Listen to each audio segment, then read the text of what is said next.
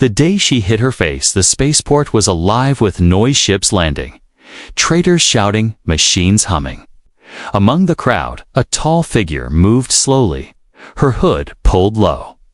She kept her head down, avoiding every gaze. Her name was Lyra. She was Zelthari, one of the tallest races in this part of the galaxy.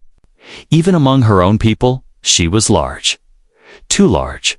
Her wide shoulders, long limbs, and heavy frame made her stand out like a tower in a field. But she didn't stand tall with pride. She bent her back, hid her face, and wished she could be invisible. Every step, she felt eyes on her. She imagined the whispers. Too big, not fit to breed, not a real female. She had heard those words all her life. Lyra walked faster, heading for the supply stalls. She needed food, then she would return to her small, empty home outside the city. She didn't want to be here long, but trouble always had a way of finding her. At the end of the marketplace, a loud voice called, "Hey, human. Where's your payment?" She turned her head slightly. A man stood there, short, broad, and wearing armor that had seen better days. His hair was dark, his jaw square. Even from this distance, Lyra could tell he wasn't from this planet. His skin was pale. His eyes a strange blue. A human. 3 alien merchants surrounded him. They were big, two-scaled skin, long arms, sharp teeth. They looked angry. The human looked calm. But Lyra saw his hand tighten on a small blaster at his side. "Payment for what?" He asked, his voice steady. "You touched our goods." One merchant growled. "Touch means buy." "That's not how trade works," the human said. One merchant lunged for him. Lyra sighed. This wasn't her problem. She could walk away. She should walk away. But something in the human's calm face made her stop. She stepped forward, her shadow falling over the group. "Leave him," she said, her voice deep and steady. The merchants turned. They saw her, sighs and paused. "This isn't your fight, Lyra," one spat. "It is now," she said. The tallest merchant laughed. "Careful, human. She's not helping you because she likes you. She just hates us more." "Move," she said again. They hesitated, then backed off, muttering curses. The human exhaled slowly, watching them walk away. Then he turned to her. "Thanks," he said. "I'm Ethan." Lyra pulled her hood lower. "You're welcome. Goodbye." She turned to leave, but Ethan followed. "Hold on. You saved me." "The least I can do is you owe me nothing," she cut in. "Still," he said, keeping pace with her long strides, "I'd like to know why you helped. You don't even know me." She stopped suddenly, making him almost bump into her. Her eyes, sharp and dark, looked down at him. "I don't like bullies," she said. He smiled slightly. "Fair enough." Silence hung between them. People stared as they passed at her height, at her hood, at the strange pair they made. She hated it. Ethan noticed her pulling her hood tighter. "Why hide your face?" Gently. She looked away. "Because it's not worth seeing." Ethan frowned. "I doubt that." Lyra started walking faster, trying to lose him in the crowd. But no matter how long her strides, he kept up. "I'm trying to get to the far ridge," he said. "My squad's there. Ship trouble. Need a guide." "Find someone else," she said without turning. "I did find someone," he replied. "You." Lyra stopped again, this time glaring down at him. "Do you even know who I am?" "No," he said simply. "But I know you're strong, and right now, that's exactly what I need." For a moment, she almost laughed at his honesty, but she pushed the feeling away. "You don't want my help," she said. "You don't know what I am." "Tell me," he challenged softly. Her jaw tightened. "I'm nothing," she said. "To my people, I'm a mistake. Too big.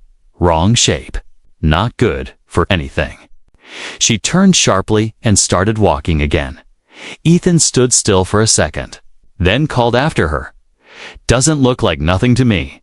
She didn't answer, but his words followed her all the way home. That night, Lyra sat alone in her small, dim shelter. She tried to push the day from her mind, the crowded market, the human's stubborn voice, his strange blue eyes. But when she closed her eyes, she saw them again. Somewhere deep inside, a small voice whispered. He didn't look afraid. She hated that it mattered. Far away. In the city's lower docks, Ethan checked the power pack on his blaster. He would need to leave soon, but not without finding the mysterious Zalthari again. After all, she had saved his life. And something told him she might save it again. The storm that would bind them both was already building. Neither of them knew it yet. Why? "Aren't you afraid of me?" The rain hit the metal rooftops of the market, drumming like 1,000 marching feet. People rushed to cover, stalls closed, lights flickered. Lyra pulled her hood low and hurried down a side street. She had done her part yesterday, helped the human ant. She wanted that to be the end of it. No more attention. No more stares. But as she turned the corner, a voice called out, "Hey, giant." She froze. Her fists tightened. Slowly, she turned her head. There he was, Ethan, leaning casually against a wall, rain dripping off his hair, a small grin on his face. "You again?" she said, her voice flat. "Me again," he replied, pushing off the wall. "I've been looking for you," she kept. "Walking, you shouldn't. Too late." He caught up easily, despite her long strides. "You never told me your name." "Lyra," she said after a pause. "Nice to meet you, Lyra." He smiled, but she didn't return it. They walked through the wet streets. People glanced at them, some curious, some whispering. Lyra hated it. Her shoulders stiffened. Finally, Ethan asked, "Why do you always look like you're expecting a fight?" She gave him a sharp look. "Because I usually am." Ethan laughed. Softly. "I don't believe that." She stopped suddenly. Rain dripped from her hood. "Why aren't you afraid of me?" He tilted his head. "Should I be?" "Yes," she said firmly. "I'm Zalthari. Bigger, stronger. My people, we don't look kindly on humans." "Then why did you help me?" he asked. She didn't answer. "I'll tell you why I'm not afraid," he continued. "Because fear is for things that want to hurt you. And you," he gestured at her, "haven't hurt me." She turned away. "You don't know me." "Then let me," he said. They walked in silence for a while. The city noise faded as they reached the edge of the district. Ahead, the ground sloped toward the wild lands outside the city walls. "I need to get across that," Ethan said, pointing at the distant ridge, dark clouds hanging over it. "My squad's there. Ship repairs, supplies are running low. Higher." "A guide," she said. "I just did." She shook her head. "I'm not guiding you anywhere." "Why not?" he asked. "Because I'm not your friend," she said.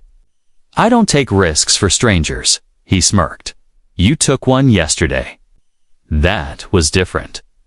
How Lyra's mouth tightened. "'Cause I hate bullies." Ethan's smile faded. "Fair enough.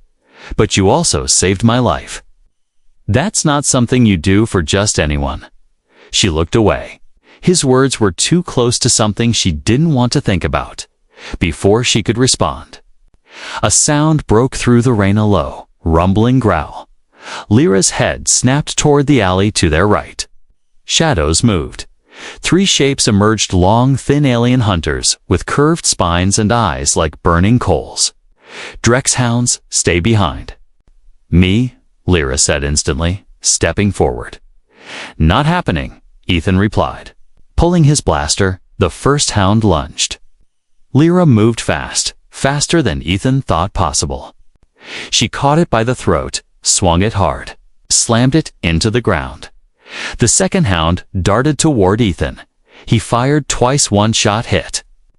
One missed, but the beast still came. Lyra kicked it away, her strength sending it crashing into a wall. The third hound circled. Lyra spread her arms wide, making herself an even larger target. The hound hesitated, then bolted back into the shadows. Ethan lowered his blaster. "You're incredible," he said, breathing hard. She ignored the praise, scanning the alley for more threats. When none came, she finally said, "Now you know why people should be afraid." Ethan stepped closer. "No. Now I know why people should respect you." Her eyes met his own for a moment. She couldn't speak. They found shelter in a rusted service shed on the city's edge. The rain grew heavier, the sky turning dark. "You could have let those things take me," Ethan said, leaning against the wall. "I could have," she admitted, "but you didn't." "No," she said quietly. Ethan studied her. "Your people might see you as whatever they call you. Too big, not good for breeding.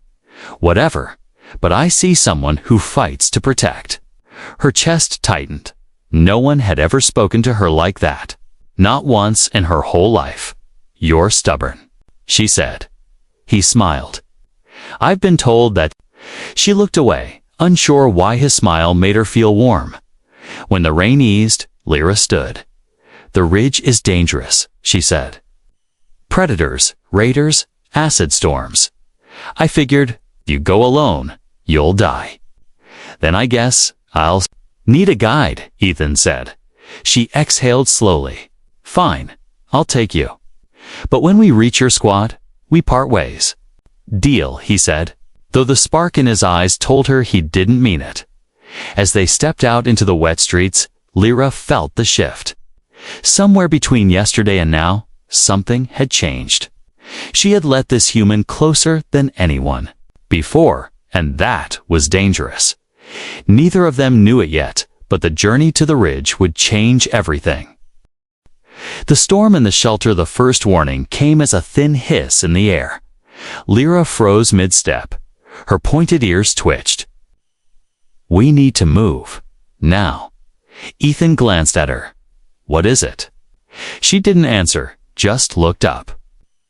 The clouds above were an ugly green, swirling faster than normal. Flashes of pale light danced inside them, not lightning, but something stranger. "Acid storm," she said sharply. "We have less than an hour." Ethan tightened the strap on his pack. "How bad is it?" "It will burn through armor," she replied. "Skin won't last more than seconds. We need shelter before it hits." The wind picked up, carrying a smell like metal and rot. The wildlands ahead looked empty. Jagged rocks, dry earth, no buildings in sight. Ethan frowned. "Where?" Lyra's jaw tightened. "There's an old station. It's close, but what?" Her eyes shifted. "Away. It's a breeding station. Salthari." Ethan didn't understand at first, but the look on her face told him enough. "Bad memories," he guessed. She didn't reply, just started walking faster. The wind grew louder, howling like something alive. The sky turned darker. Dust swirled, stinging Ethan's eyes. They ran, boots slamming against the cracked ground. When the building came into view, it looked almost dead. Walls covered in rust, roof half collapsed, doors hanging crooked. "This is it?" Ethan asked. "It will hold," she said. "Mostly be pushed through the doors." The air inside was cold and still, carrying a faint scent of chemicals. The main room was wide, with broken equipment pushed to the walls. Strange markings were etched into the metal floors. Althari symbols Ethan couldn't read. Lyra's steps slowed. Her eyes scanned the room as if looking at ghosts. "This is where it happened," she murmured. "What happened?" Ethan asked gently. Her shoulders lifted, then sank. "When I was younger, they tested us here. Strength, health, body shape. Decided who could breed and who couldn't. She touched one of the markings with her boot. They measured me. Said I was too big, not desirable. Ethan felt his stomach twist. That's insane. To them, it's law, she said bitterly. Males want small, graceful females, not ones who look like soldiers. He stepped closer. Their loss. She gave him a look half disbelief, half curiosity. You say that like you mean it. I do. Before she could respond, the first drops of the storm hit the roof, hissing, sizzling. The sound was unlike rain. It was sharper, almost like boiling water. Ethan glanced at the ceiling. How long will it last? It could be hours, she said. Could be a day. They checked the building for weak spots. Lyra found an old storage room with thick walls and no windows. It was small, but safer than the open hall. They sat across from each other on the cold floor. Outside, the storm screamed, acid rain pounding the metal like an endless drum. Ethan studied her in the dim light. So, what happens after this storm? We keep moving, she said. Get you to your squad. Then I disappear again. I tilted his head. Why do you keep running from people? She didn't answer right away. Finally, she said, because when people see me, they see a problem, a mistake, a warning of what not to be. I don't, he said quietly. Her eyes met his. You're strange for a human. Thanks, I think. For a while, they just listened to the storm. But as the hours dragged, the air in the room felt smaller, warmer. Ethan's gaze kept drifting to her face under the hood. You know? He said, you don't have to hide from me. Her voice was low. If you see my face, you might understand why I do. I'll take that risk. She hesitated, then slowly pushed the hood back. Her features were sharp but strong, marked with faint scars that traced along her jaw and forehead. Her eyes were a deep, glowing gold. She watched him, ready for the flinch, the look of disgust she'd seen so many times before. But Ethan just smiled. Told you. Nothing to be afraid of. Something in her chest shifted. She looked away quickly. You talk too much. Maybe. But I mean what I say. The storm raged into the night. At one point, something outside, maybe a raider, maybe a beast, banged against the wall, testing the shelter. Lyra tensed, ready to fight, but whatever it was, moved on. They shared a small meal from Ethan's pack. It wasn't much, but it was enough. As the storm's noise faded to a softer hiss, Ethan leaned his head back against the wall. When this is over, you'll still be stuck with me for a while, he said with a small grin. She rolled her eyes, but didn't deny it. For the first time in years, Lyra felt something dangerous, not fear. Not anger, but the start of trust. She told herself it was only because he needed her guidance. But deep down, she knew it was more than that. And tomorrow, when they stepped back into the wildlands, the danger waiting for them would prove it. The night she let him hold her, the storm had passed, but the world outside still hissed with poison. Acid rain had eaten holes in the ground, leaving steaming pits. The air smelled of burnt stone. Lyra and Ethan walked in silence through the broken land, moving toward the far ridge. The sky was a dull gray, the sun hidden behind thick clouds. They had been walking for hours when the wind began to howl again. This time, it was not a storm, it was something else. Raiders, Lyra said, her voice low. Ethan looked around. Oh, do you know? She pointed at the ground. Faint dust trails swirled in the distance, hover bikes moving fast. We can't outrun them. He asked. No, but there's a canyon ahead. We hide there. The canyon walls rose high, jagged and dark. They slid down a slope into the shadows, pressing against the rock. The hum of the raiders' engines grew louder, then passed overhead. Ethan exhaled. Close. Too close, Lyra replied. They waited until the sound faded. but the day was diddleast. But the day was nearly gone. They needed shelter for the night. A small cave opened at the base of the canyon wall, deep enough to hide in. Inside, it was cool and dry. The floor was uneven stone, but it was safe. Lyra set down her pack and sat against the wall. Ethan did the same, stretching his legs with a groan. "You're quieter than usual," he said after a while. "Because?" "Talking wastes energy," she replied. "Or maybe because you're thinking," he said with a small smile. She gave him a look, but said nothing. Night fell quickly. The cave grew darker until they could barely see each other's faces. Somewhere outside, a distant howl echoed through the canyon. Ethan shifted, pulling his jacket tighter. "Cold," he muttered. "You should have brought more layers." Lyra said, "I didn't plan to get stranded on an alien planet," he replied. She rolled her eyes, then stood and moved closer. "Here," she said simply, sitting beside him.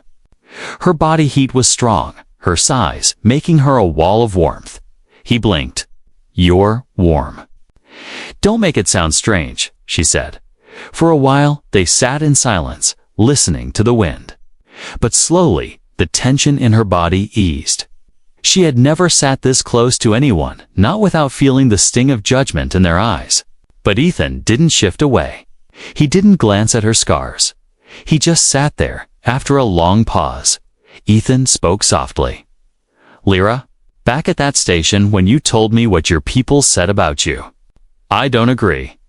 She turned her head slightly toward him. "It doesn't matter what you agree with. It's the truth to them." "Then they're wrong," he said firmly. Her eyes searched his face in the dim light. "Why do you keep saying things like that?" "Because they're true," he said simply. "You've saved me more than once. You're stronger than anyone I've met. And you're not what they say you are." Her chest tightened. "You don't know me," he said. The words made her heart beat faster. She didn't want them to. She didn't want to care. But here, in the dark, with the wind outside and the warmth between them, it was harder to keep her guard up. A sudden noise outside, drops falling, made her tense. She reached for her weapon, but Ethan placed a hand gently on her arm. "It's nothing," he whispered. The touch was light, but it sent a strange warmth through her. She didn't pull away. Slowly, she leaned back against the cave wall again. Ethan's hand dropped, but his shoulders stayed against hers. They sat like that for a long time. The cold of the cave seemed far away now. Finally, she spoke, her voice low. "Do you think size matters that much? To humans?" Ethan shook his head. "Not to me. What matters is who you are, not how you look." Her throat tightened. She turned her gaze to the cave floor. "Lyra," he said, his voice softer now. "You're not alone out here. Not anymore." Something inside her broke, then not in pain, but in relief. She didn't know why, but she leaned into him just slightly. His arm moved without hesitation, wrapping around her. It was awkward, his frame smaller, her body larger, but it didn't matter. For the first time in years, she let someone hold her, and she didn't want to let go. Outside, the night was dangerous. Raiders might return. Predators might hunt the canyon. But in that cave, for a little while, she felt safe. And safety was something she had almost forgotten.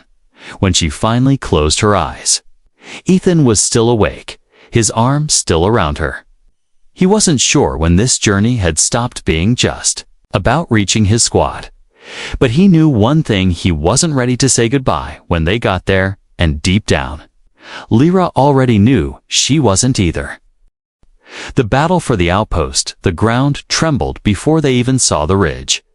Ethan slowed, eyes narrowing at the dust clouds rising in the distance. "That's not weather," he muttered. Lyra's grip tightened on her spear. Engines, heavy ones. They crested the last rocky slope, and there it was, the human outpost. A cluster of reinforced shelters clinging to the ridge like metal claws. Smoke trailed from one of the watchtowers. Around it, flashes of light and distant explosions tore. "Through the haze, your squad's under attack," Lyra said flatly. Ethan's jaw tightened. "Then we don't waste time." They ran, boots pounding the dirt. As they got closer, the noise grew, shouting gunfire. The mechanical roar of alien war machines. The attackers were Korvac raiders, 7-foot insectoid soldiers with chitin armor and long, barbed rifles. Their hovercraft circled the ridge, like vultures firing down at the humans inside. "Gates down," Ethan said grimly. "They'll be inside in minutes." "Not if we stop them," Lyra said. He glanced at her. 2 against 30. Her gold eyes flashed. "You've never fought with me before." They reached the base of the ridge just as a hovercraft swooped low. Lyra didn't hesitate. She leaped, landing on the craft's side. The raider inside screeched in surprise, but her spear punched through his chest before he could react. She kicked the corpse free, swung herself up, and drove the hovercraft into the ground, shattering it in a burst of dust and sparks. Ethan, meanwhile, took cover behind a half-collapsed wall, firing short, precise bursts at the raiders moving toward the gate. His shots hit joints and necks, forcing them to scatter. "Gates still open," he shouted. Lyra was already moving, sprinting straight at the nearest raider. The alien swung his rifle like a club, but she caught it, twisted, and used his own weight to slam him into the ground. Another came from behind. She spun, her spear sweeping in a deadly arc that cut deep into his armored chest. "Ethan?" she called, tossing him a dropped rifle. More firepower. They pushed forward together, Lyra's size and strength tearing through the front line. Ethan's steady aim, taking down enemies before they could flank her. By the time they reached the gate, a group of human soldiers inside had seen them and rallied. The defense shifted from retreat to counterattack. "Ethan, you're alive." A voice called from the walls. "Not for long if you don't cover us," he shouted back. A rain of bullets and plasma fire from above drove the raiders back a few steps, but more were coming, hovercraft circling again, preparing for another pass. "They'll break the walls," Lyra said, eyes scanning the battlefield. "Not if we break them first," Ethan replied. One of the hovercraft dove for the gate. Ethan fired at its engine, but the shot only scorched the plating. Lyra didn't even pause to think. She ran toward it, grabbed the edge mid-dive, and heaved with a roar. The craft tilted violently, smashing into a rock outcrop. Ethan's squad stared in stunned silence. "You're welcome," she said, tossing the wreckage aside. But the fight wasn't over. A massive Korvac warbista, hulking, four-legged creature with metal plates bolted to its hide, charged up the ridge, its rider aiming a heavy cannon at the wall. "Get down," Ethan yelled, pulling Lyra behind cover just as the cannon fired, blasting a hole in the outer barricade. "They're inside." Someone shouted. The battle shifted into close quarters. Raiders swarmed through the breach, clashing with human defenders. Lyra moved like a living wall, blocking attacks meant for Ethan and knocking enemies aside with brutal sweeps of her spear. Ethan stayed at her side, covering gaps, putting down any raider who tried to flank them. At one point, a raider managed to grab Ethan's arm, yanking him toward a blade. Lyra was there in an instant, her hand clamped around the alien's throat, crushing it with terrifying ease. "You're too reckless," she growled. "And you're too protective," he shot back. But there was a grin on his face. Finally, the tide began to turn. With Lyra's raw strength and Ethan's precision, the raiders fell one by one. The surviving hovercraft retreated, engines whining as they disappeared into the horizon. The humans on the wall cheered. the sound mixing with the hiss of smoke and the groans of the wounded. Ethan leaned on his rifle, breathing hard. Told. You weed make it. Lyra wiped blood from her spear. You didn't make it. We made it. He smiled at her, and for the first time in front of his squad, didn't care who saw. Later inside the outpost, Ethan introduced her to the others. Some stared at her size, but no one dared speak the old insults. They had seen what she could do. She saved my life, Ethan told them simply, more than once. Lyra stood quietly, unused to the sudden respect. It felt strange. That night, as the fires outside burned low and the walls were repaired, Ethan found her standing alone on the ridge. You could stay here, he said. You've earned a place. She shook her head. Your people fight for you. Mine never did. This isn't my home. Then let me make it one, he said quietly. Her eyes met his in the dim light, and for once, she didn't look away. Somewhere deep inside, she knew she was already closer to him than she should be. And soon, that closeness would change everything. You're carrying my child. The battle for the outpost had ended days ago, but the memory of it clung to the air like smoke. Ethan sat in the medbay, his arm wrapped in bandages. Across from him, Lyra stood with her usual stillness, though the cut on her shoulder had been cleaned and sealed. She had refused to rest. You could sit down, you know, he said. I prefer standing. She replied, You always prefer standing. Before she could respond, the medbay doors slid open. A human doctor stepped in, holding a data slate. His face was unreadable, his voice calm to calm.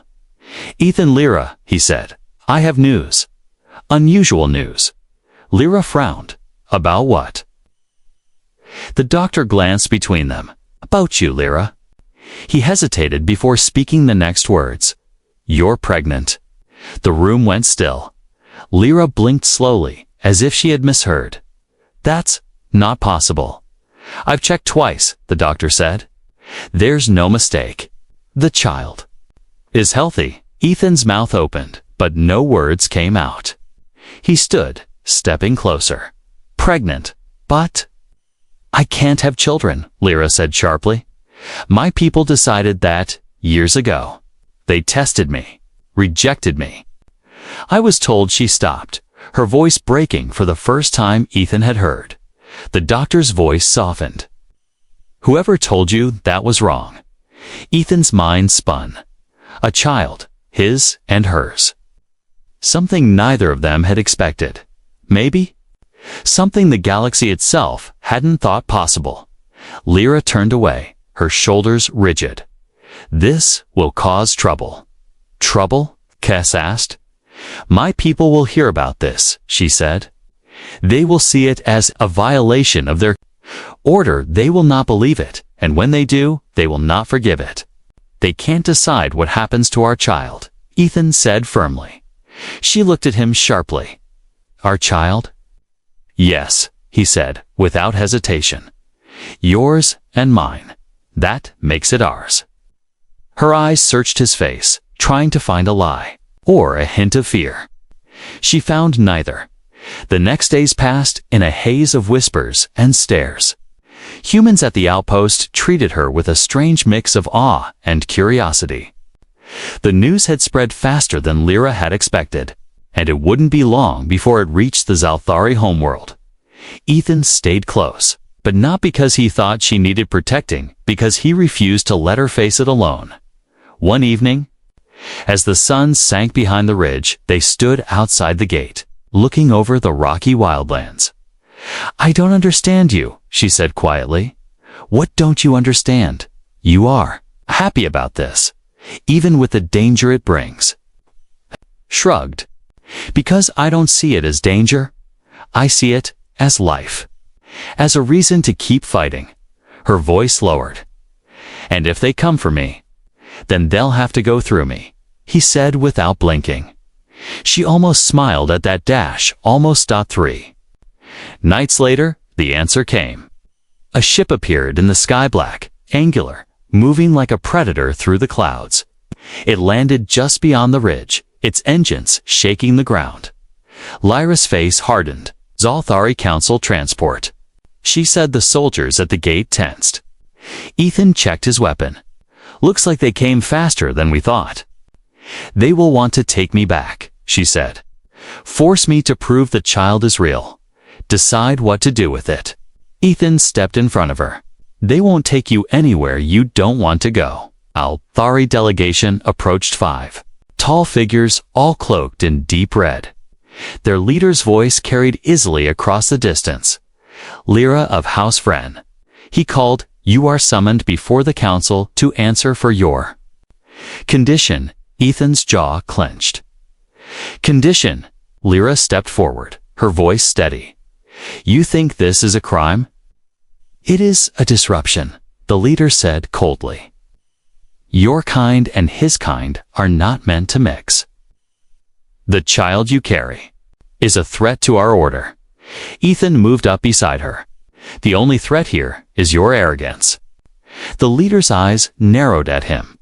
You will not speak in council matters, human. Then make me, Ethan said.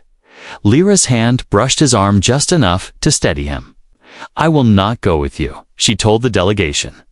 You have no choice, the leader replied. Her gold eyes flared. I have every choice. For a tense moment, it seemed the delegation might force the issue then and there. But the humans on the walls leveled their weapons, and the Zalthari leader finally stepped back. This is not over, he said. We will return. They left without another word, their ship rising into the clouds. Ethan turned to Lyra. They're not giving up. I know, she said, which means we have little time. Time for what? To decide where we will stand when they come back. She glanced down at her stomach, then at him. And who will stand with us? That night, under the quiet hum of the outpost lights, Ethan found her sitting alone on the wall. You're not alone, Lyra, he said. Not anymore. Not ever again. Her hand rested lightly on her stomach. For the first time since the news, she let herself believe that maybe he was right. But far away, the council was already moving. And the next time they came, they wouldn't leave without a fight. The child of two worlds, the Zalthari. Council ship returned at dawn. It came without warnings, gliding out of the gray clouds like a silent predator. No blaring horns, no threats over the comms. Just the heavy, unshakable presence of something that believed it owned the ground it landed on. Lyra stood at the outpost gates, Ethan at her side. Her hood was down now, she didn't hide her face. Any more? This is it, Ethan said quietly. This is it, she agreed. The gates opened slowly. The council delegation stepped out again, this time with more soldiers, their armor polished. Weapons ready. The leader from before, cloaked in red, stopped a few steps away. His gold eyes swept over Lyra, then down to the swell of her stomach. So it is true, he said coldly. You carry a hybrid child. Lyra's voice was calm. I carry my child. You defy the laws of our people, he said. I defy the cruelty of our people, she replied. The leader's gaze shifted to Ethan. And you, human, do you understand what you have done? Ethan stepped forward. Yes, I've given her a family, something you never let her have. Murmurs rippled through the council guards. The leader ignored them. Lyra, the child will be taken into council care. It will be studied, monitored. No, she cut in sharply. This child will be raised by me. By us, you cannot. Protected from the council. Watch me. A tense silence followed. Both sides stared each other down. The air heavy with the promise of violence. One of the younger council members spoke, his tone uncertain. If the child lives, it means our beliefs were wrong. The leader turned on him. Silence. But the damage was done. Several of the guards shifted uncomfortably, glancing at one another. Doubt had been planted. Ethan raised his voice so all could hear. Your counsel told Lyra she was worthless, that she could never have children. You rejected her, and yet here she stands with life inside her. That's not a threat. That's hope. Lyra felt the words strike like a spark in dry grass. Some guards' grips on their weapons loosened. Even a few council members looked away, ashamed. The leader's voice turned sharp. Enough. We take the child now. Lyra stepped forward. Spear in hand, you'll have to go through me first. The humans on the outpost walls raised their weapons. The Zalthari guards tensed. The air was moments from shattering into chaos, so an older councilwoman stepped out from the back of the group. Her voice was steady, but not cold. We will not take the child, she said. The leader whipped toward her. You have no authority. I have enough, she said. This is bigger than you or me. What they've done is possible. It changes everything. The council must decide together. It wasn't a victory, not yet, but it was enough. The soldiers lowered their weapons. The leader, furious but outnumbered, gave a short, bitter command. The delegation turned and walked back to their ship before boarding. The councilwoman paused, looking back at Lyra. Protect it well, she said softly. If the council changes, you may have changed it. The ship rose into the clouds, leaving the outpost in silence. Ethan let out a breath. That was close, too close, Lyra agreed. But she didn't feel fear anymore. She felt something else, something fierce and unshakable. Weeks passed. The child grew inside her.